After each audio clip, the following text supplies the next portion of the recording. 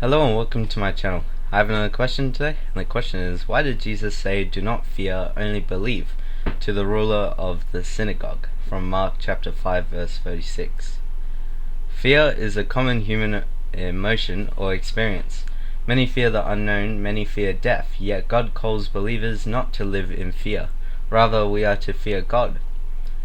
In Mark chapter 5 verse 36, Jesus responds to Jairus' fear and says, "Do not fear, only believe." Jairus, a synagogue leader, had come to Jesus because his young daughter was dying. He pleaded that Jesus come to his house to heal her so she would live. As they were walking, some people came from Jairus' house to inform him that his daughter had died. Seeing no hope, they told Jairus, "Why bother the teacher anymore?" Jesus overheard them and told Jairus, "Do not fear, only believe." They continued to Jairus' home. There Jesus took the girl by the hand and said to her, I'm not going to try that, which means, "Little girl, I say to you, get up." At that, she immediately stood up and began to walk around. Jesus had raised the girl from the dead.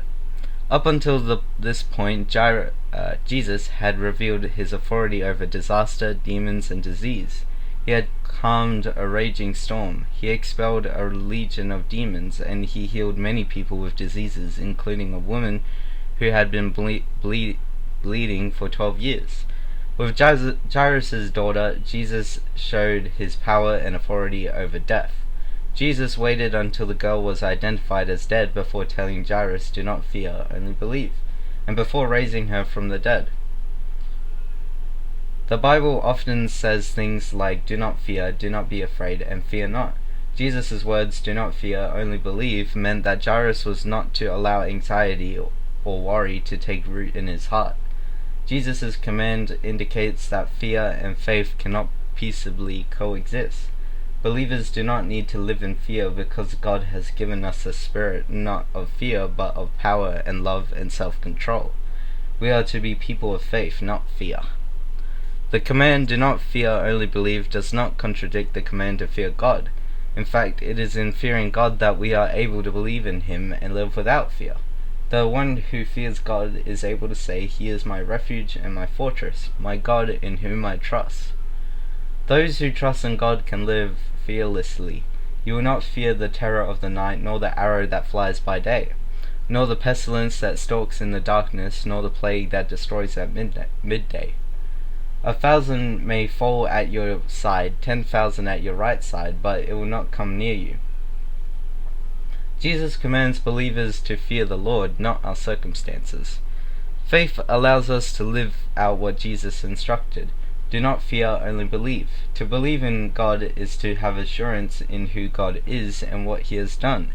He who gave Himself for us is trustworthy and worthy of our faith. Our faith does not have to be big.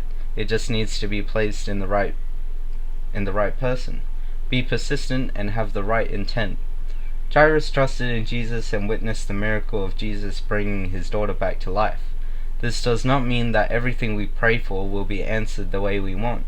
When Jesus told Jairus, "Do not fear, only believe," He did not promise Jairus that he would raise his daughter from the dead. He did not even tell Jairus whether the outcome would be favorable.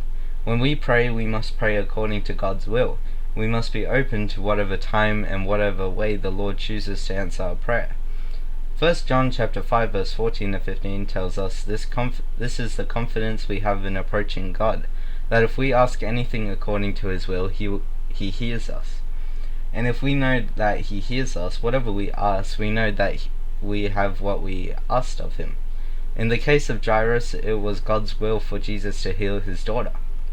Believers need not fear, only believe that God will work all things for the good of those who love Him, who have been called according to His purpose. God is right, faithful, and true, and we can trust in Him. We need not fear anything that comes our way, including death, because our hope ultimately rests in Him. Thank you for listening to this question. I'll see you next time.